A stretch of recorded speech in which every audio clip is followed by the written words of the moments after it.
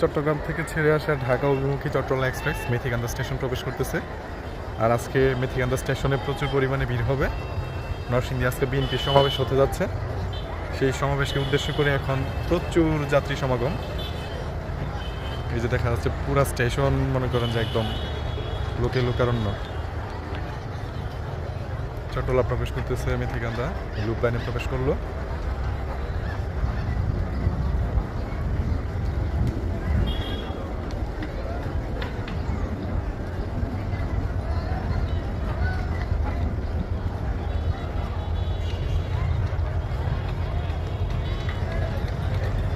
চট্টগ্রাম থেকে ছেড়ে আসা ঢাকা অভিমুখী চট্টলা এক্সপ্রেস অনেক সময় বিলম্ব।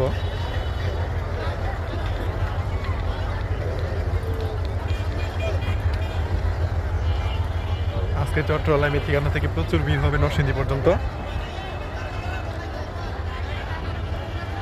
নরসিংদীতে বিএনপি সমাবেশ উপলক্ষে প্রচুর লোক প্রচুর লোক।